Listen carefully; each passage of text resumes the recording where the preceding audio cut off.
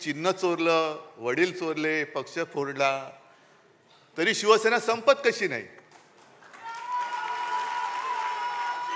हा उद्धव ठाकरे संपत कसा नाही? कारण त्यांना कल्पना नाहीये की शिवसेना प्रमुखांनी रक्त आटवून विचार पेरून हे एक शिवसेना नावाचं वादळ निर्माण केलेलं आहे. पैसे फेकून जमवलेली माणसं नाही आहेत. विचार अंगामध्ये भिनवून कट्टर हिंदुत्वनिष्ठ महाराष्ट्र धर्म पाळणारे हे शिवसैनिक आहेत.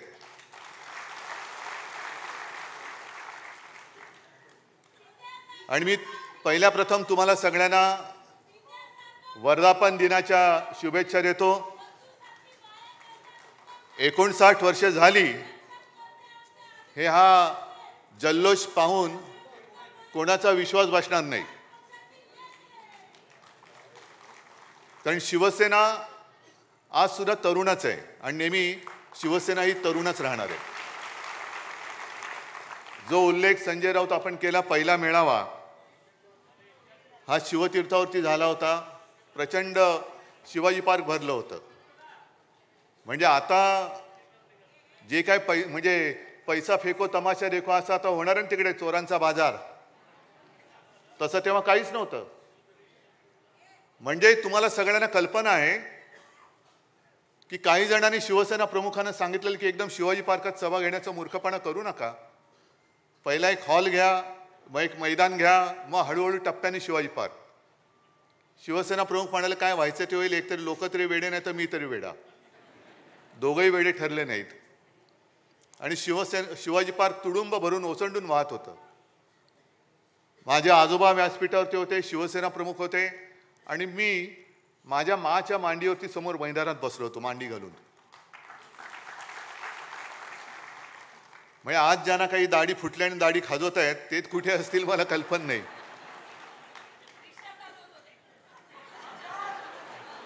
जाऊ द्या. आज सगळीकडे बॅनर लागलेत, पोस्टर लागलेत, शिवसेना प्रमुखांचे फोटो आहेत. मला खरंच कीव येते की जे आपला बाप बदलतात आणि राजकारणात ज्यांना पोरं होत नाहीत, मी राजकारणात म्हणतोय, अशी लोक जेव्हा आपल्या घराणेशाहीवरती टीका करतात तेव्हा मला त्यांची कीव येते. अरे तुला होत नाही राजकारणात पोरं, आम्हाला आम्ही काय करू? घे, आमच्याकडे आहेत, घ्यायची तर घे. किती पाहिजेत? कारण भारतीय जनता पक्ष असाच आहे.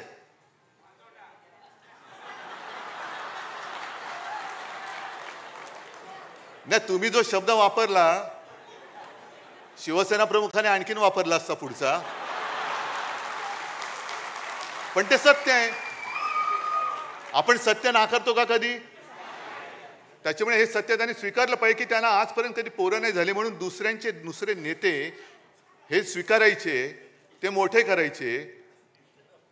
म्हणजे दुर्दैव असं की ज्या सरदार वल्लभभाई पटेलांनी संघावरती बंदी आणली होती, त्याच पटेलांना नेता म्हणून त्यांचा जगातला सर्वोत्तम म्हणजे सगळ्यात उंच पुतळा बांधण्याची पाळी यांच्यावरती आली. हे यांचं कर्तृत्व. आणि आपल्याला शिकवत आहेत हिंदुत्व. ठीक आहे, आजच्या सुद्धा आपल्या वर्धापन दिनावरती भाजपची काही पाळलेली बेडकं ही डराडोराव करतील.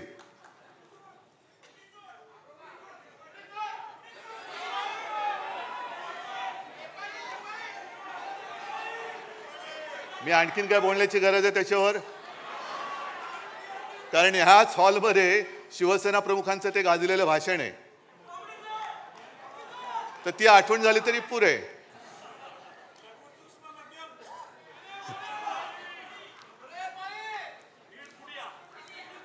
तुम्ही असं बोलायला लागल्यावर मला पुढे काय बोलायचं ते सुचत नाही, कारण मला डोळ्यासमोर सगळे यायला लागतात. तर ही सगळी पाळीव बेडकं ही यायला लागतील, बोंबलतील. पण या चोरांना खरंच मी तर म्हणेन लाज लज्जा शरम काही त्यांनी ठेवलेली नाहीये. नॅपकिन आहे तो सुद्धा काय ठेवला ते कळत नाही.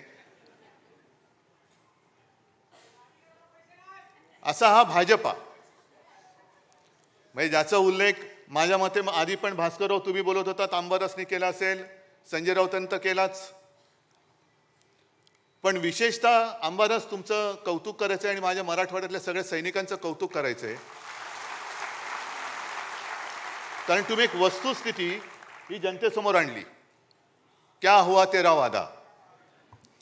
म्हणजे आत्तापर्यंत त्यांनी जे काही वादे केले होते ते कसे फसवे होते ते त्यांनी छान पद्धतीने पूर्ण मराठवाड्यामध्ये जनतेपर्यंत पोहोचवलं. मग आता माझा प्रश्न तुम्हाला सगळ्यांना आहे की निवडणूक जिंकण्यासाठी माता भगिनींशी केलेला वादा, जनतेशी केलेला वादा जो पक्ष पाळत नाही तो पक्ष त्यांनी मला केलेला वादा हा मी तेव्हापासून बोलत होतो की यांनी वादा केला होता की 2.5 वर्ष शिवसेनेचा मुख्यमंत्री होईल आणि हे सांगत होते असं काही घडलंच नाही. मग हा काल परवाचा तुम्ही केलेला जनतेशी वादा खरा होता की खोटा होता? म्हणजे यांची वृत्ती कळते, यांची वृत्ती कळते.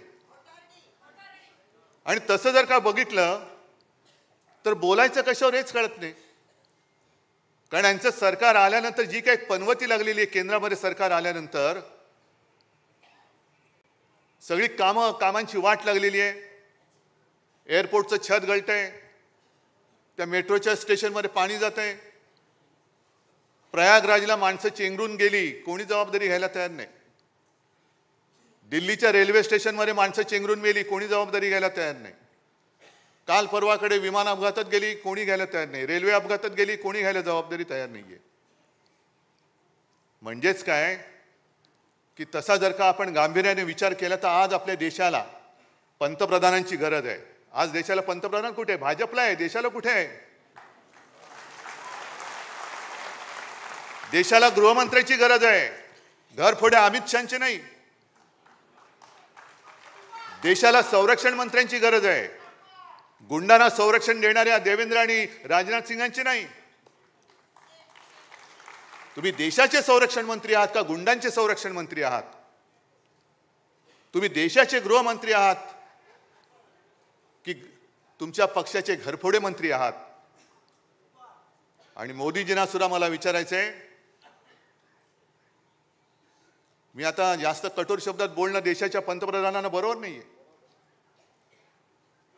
पण जेव्हा आम्ही इंडिया आघाडी म्हणून तुमच्या समोर पर्याय उभे राहिलो तेव्हा तुम्हाला लाज वाटली नाही आमची इंडियन मुजाहिद्दीन बरोबर तुलना करायला? मग जरा आम्ही इंडियन मुजाहिद्दीन सारखे होतो तर आज जगभरामध्ये तुम्ही न केलेल्या शौर्याचं कौतुक सांगण्यासाठी आमच्या पक्षातले खासदार तुम्ही का पाठवलेत? आम्ही इंडियन मुजाहिद्दीन आणि तुम्ही कोण? म्हणजे तुम्ही जगभर फिरलात पण या कठीण काळामध्ये एक मित्र तुमच्या सोबत उभा राहिला नाही जो माझ्या देशाच्या बाजूने उभा राहील. आम्ही राहिलो तुमच्या सोबत. जग तुमच्या विरुद्ध आहे. देशातले मित्र तुम्ही तोडून टाकताय, मित्र संपवून टाकता आहात. आमची तुलना तुम्ही देशद्रोह्यांबरोबर करता आहात. आणि मग जेव्हा संकट आल्यानंतर आमचेच खासदार तुम्ही देश जगभरामध्ये पाठवताय, आम्ही काय केलं आम्ही काय केलं हे सांगायला. आम्ही विसरून गेलो नव्हे. मी मुख्यमंत्री होतो त्यावेळेला देखील ते डोकलाम झालं होतं. तेव्हाही आपली हीच भूमिका होती की प्रधानमंत्री जी जो आपको सही लगे आप करो, हम आपके साथ है. आता सुद्धा आपली हीच भूमिका होती.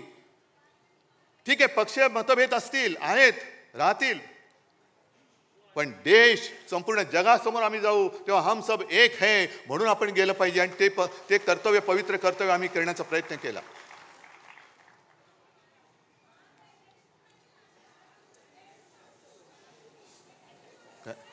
नाही ठीक आहे, जरा थांब. हे पवित्र कर्तव्य आम्ही केलं.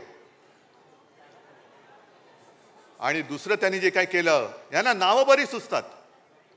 ऑपरेशन सिंदूर, घरोघरी जाऊन हे सिंदूर वाटणार होते. कोण वाटणार सिंदूर? हे सगळे भ्रष्ट गुंड. हे माझ्या माता भगिनींना जाऊन तो पवित्र सिंदूर वाटणार? म्हणजे ज्यांना जोड्याने हाणलं पाहिजे असे भ्रष्ट भाजपवाले माझ्या माता भगिनींना जाऊन सिंदूर वाटणार आणि ते काय सिंदूर त्यांच्याकडनं घेणार असं वाटलं त्यांना? आम्ही जेव्हा हिंदुत्वाची व्याख्या करतो तेव्हा शिवसेना प्रमुखांनी आम्हाला सांगितलंय की माझं हिंदुत्व म्हणजे राष्ट्रीयत्व आहे.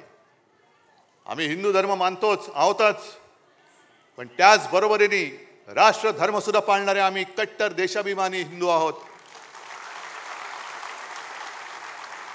हा देश जो आपला मानतो, या देशासाठी जो मरायला तयार आहे तो आमचा आहे. जातपात धर्म त्याचा आम्ही नंतर बघू, पण हा देश जो आपला मानतो आणि या देशासाठी तो वाटेल ती कुर्बानी द्यायला तयार आहे, तो कोणी असला तरी तो आमचा आहे.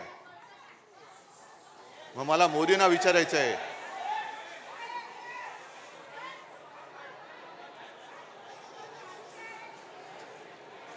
जरा गच्च झाले, सगळ्या खुर्च्या वगैरे भरल्यात, थोडं सांभाळून घ्या,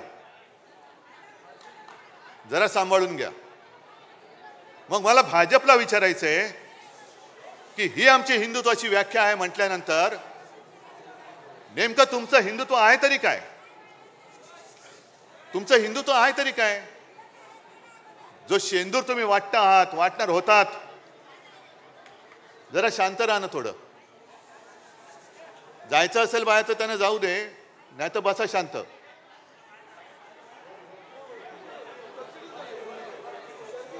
गर्दी झाली जरा, थोडा हा वरती दारात, इकडे खाली काय नाही, वरती गर्दी झाली, त्यांना आत यायलाच जागा नाहीये.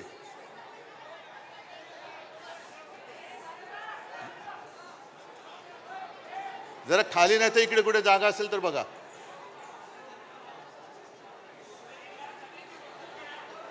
बरं ठीक आहे, चला, ते वरती सांभाळतात सगळ्यांना, आपण आपलं सांभाळू इकडे.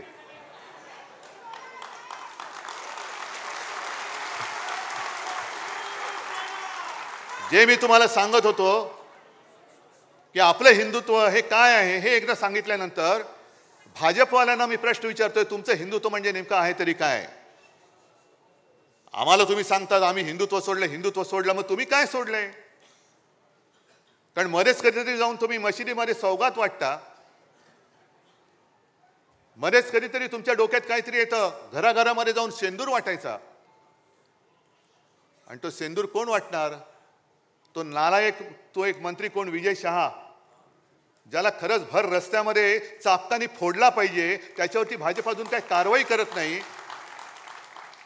त्या सोफिया कुरेशी ज्या आपल्या भगिनी आहेत, एक काय आपल्याला गर्व वाटला त्यावेळेला की एक महिला आपल्या लष्करामध्ये मोठ्या पदावर पोचली आणि ती बाणेदारपणाने आपली बाजू मांडते. त्या सोफिया कुरेशीना जो विजय शहा पाकिस्तान की बहन म्हणतो, आतंकवाद्यांची बहन म्हणतो, ही अशी नालायक औलाद भाजपमध्ये आहे.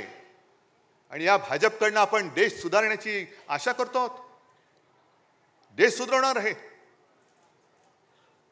मग तुम्हाला एवढं सुद्धा कळत नाही, एक तरी इतर वेळेला शेपट्या घालून आत बसणार. तुम्ही सैन्याचे पाय तर बांधलेच, नाही तर सैन्याने धडक दिली होती, आजपर्यंत आपण पाकिस्तान घेतलाही असता. पण ट्रम्पचा फोन आल्यानंतर हे युक्रेन का वॉर रुकवा दी पापा, वॉर रुकवा दी पापा, ती जाहिरात होती ना, आपण पण केली होती. पण ट्रम्पचा फोन आल्यानंतर यांचा आवाजच गेला.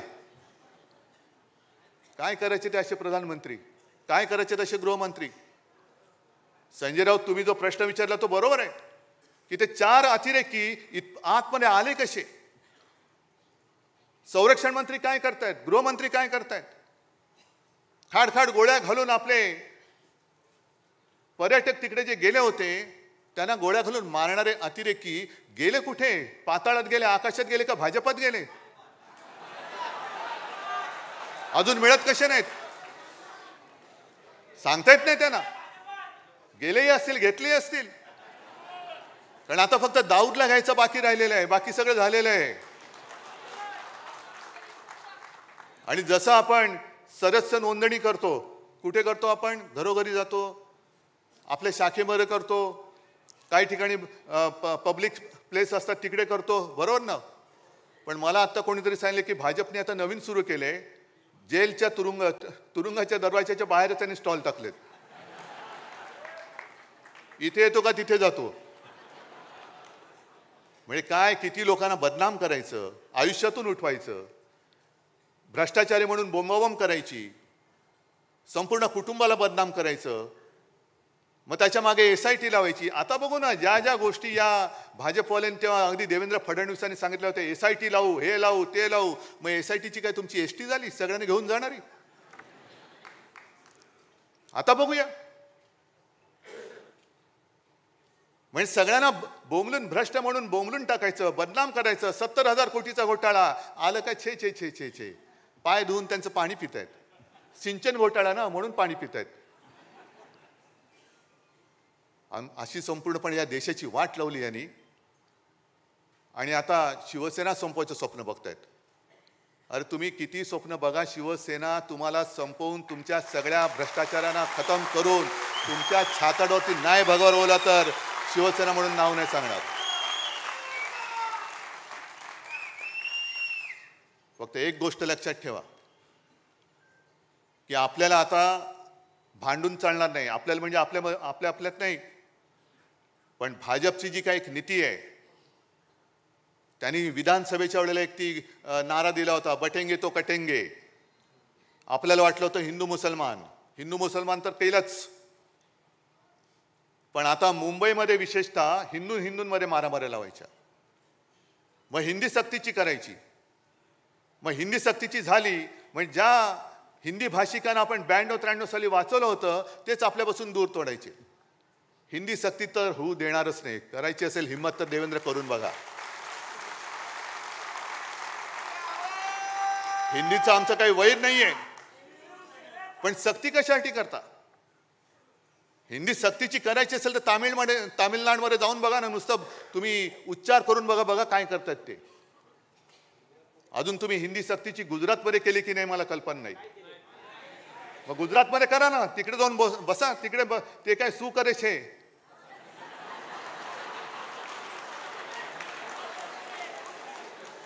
म्हणजे ते मराठीत त्याचा अर्थ वेगळा होतो, हिंदीत काय होतो मला माहिती नाही.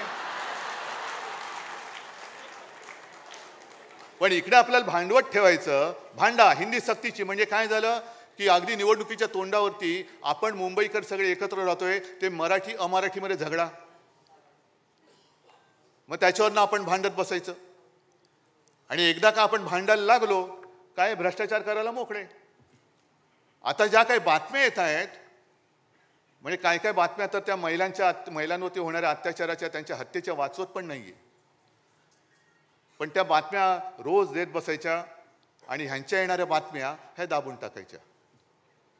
एक 8-15 दिवसापूर्वी एक बातमी आली होती, किती जणांच्या लक्षात आहे? या मिंद्याच्या काळामध्ये 3,000 कोटींनी जास्त असलेले टेंडर सुप्रीम कोर्टाने रद्द केलं होतं. किती लोकांना माहिती आहे? 3,000 कोटी रुपये गेले कुठे? गेले ना. मग मध्ये जो काही आपण म्हणजे आदित्यने सुद्धा प्रेस कॉन्फरन्स घेतली, आपण मोर्चा काढला होता. मुंबईमधला रस्ता घोटाळा, पैसे गेले कुठे?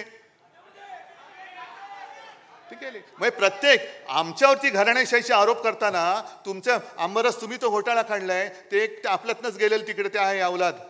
त्याने स्वतःच्या पोरासाठी भूखंडाचं आरक्षण बदलून हॉटेल वगैरे तिकडे केलं. खैरे साहेब बरोबर ना. त्याच्यानंतर एक मंत्री आहे, त्याच्या खात्यामध्ये बदल्यांमध्ये अनियमितता आहे. एक मंत्री आहे, तो शेतकऱ्यांचा अपमानच करत सुटलेला आहे. शिक्षण खात्यामध्ये घोटाळा आहे. सगळे घोटाळे म्हणजे मध्ये एक तो जो काय फोटो आला होता, देवेंद्र फडणवीस बसलेत मध्ये आणि आजूबाजूला सगळे उपरे. मला भाजपवाल्यांची खरंच दया येते. किती किती पिढ्या तुमच्या सतरंज्या उचलण्यामध्ये घालणार आहात? आता तर सतरंजीच्या खाली गेल्यात तुम्ही, तुमच्यावरती उपरे नाचतायत.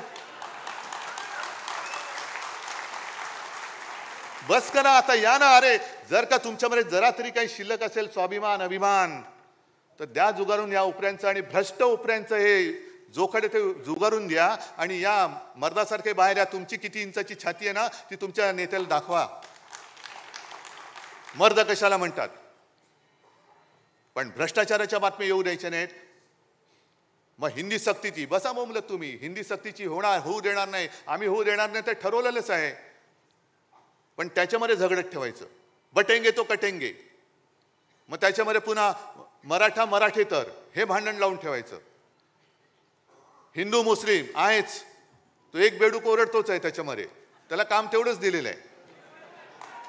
अरे तुझी उंची केवढी, आवाज कसा?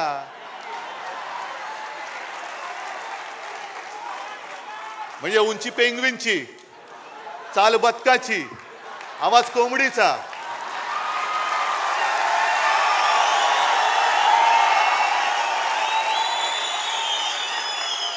डोळे कोणासारखे माहिती नाहीत. तो जीव काय, बोलतोस काय, पार्श्वभूमी काय तुझी, वडिलांची पार्श्वभूमी काय, आणि आमच्यावरती बोलतोस. मी कोणावरती बोलतोयस? नाही, त्यांना कळू दे पहिलं नक्की. एक कोणतरी बाप ठरवा, याच भाषेत मी त्यांच्याशी बोलतोय. एक कोणतरी ठरवा. जसं आम्ही 59 वर्षाची शिवसेना झाली तरी सुद्धा आमचा नेता एकच आहे, भगवा एकच आहे, दैवत एकच आहे, विचार एकच आहे. आणि शिवसेना प्रमुखाने शिवसेनेची स्थापना केली ती महाराष्ट्राच्या मराठी माणसावरती होणाऱ्या अन्यायाचा मुकाबला करण्यासाठी केली आणि हिंदुत्वाच्या रक्षणासाठी केली. शेटजींची पालखी वाहण्यासाठी नाही केली, शेटजींचे बूट चाटण्यासाठी शिवसेनेची स्थापना नाही केली. हे त्या मिंद्याला पहिले जाऊन सांगा.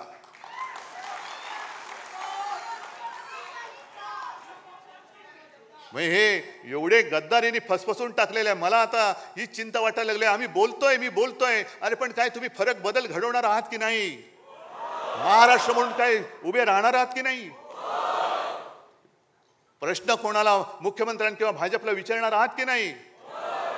कारण रोज काहीतरी घडतंय आणि जाऊ दे ना, आपलं काय जातंय, कशाला आपलं काय जातंय. आज मुंबईच्या निवडणुकीला सामोरं जाताना ह्या ज्या काही बातम्या येत आहेत त्याच्यामध्ये आपल्या बाकीच्या बातम्या म्हणजे लाडकी बहीण या योजनेला देण्यासाठी पैसे नाही आहेत, आदिवासींचा निधी त्याच्यात वळवत आहेत. एसटीला पैसे द्यायला पैसे नाही आहेत, पण धारावीमध्ये अदानीला मुद्रांक शुल्क माफ केले. कुठून आणले पैसे, कुठं का माफ केले त्याचे पैसे? अदानीला सगळं काही माफ, अदानीला जागा फुकट, स्टॅम्प ड्युटी फुकट. आणि जो मी केला होता, मी म्हणतो, मी म्हणजे आपण सगळे, 500 फुटापर्यंतचा मालमत्ता कर यांनी सर्वसामान्यांवरती मालमत्ता कर लादला. येत्या काही दिवसामध्ये कचरा कर लादणार, ज्याच्यावरती आदित्यने आवाज उठवल्यानंतर तो स्थगित केला, रद्द नाही केला, स्थगित केला. म्हणजे देवनाथचं जे काही डम्पिंग ग्राउंड आहे ते सुद्धा अदानीला देत आहेत आणि तो कचरा काढायचा पैसा हा मुंबईकरांकडनं घेणार. म्हणजे अदानीला सगळं फुकट देऊन टाकतायत, पिलतायत सामान्य माणसाला आणि पुन्हा आपल्या आपल्यात लढाई करून अदानी मोकाट सुटलाय. ही लढाई केवळ उद्धव ठाकरेची नाहीये, शिवसेनेची नाहीये. ही 1960 साली ज्या मराठी माणसांनी बलिदान देऊन रक्त सांडून ही मुंबई आपल्याला मिळवून दिली, त्या रक्ताची शपथ घेऊन ही मुंबई आम्ही आमच्यापासून तोडू देणार नाही, मुंबईचं महत्त्व खतम करू देणार नाही. म्हणून जर आपण उभे राहिलो तरी मुंबई वाचेल. आहेत आता बातम्या सगळीकडे चालू आहेत. काय होणार, कसलं नाही होणार का, होणार की नाही होणार कळेल ना. जे यांच्या मनात आहे आणि राज्याच्या मनात आहे तेच मी करेन.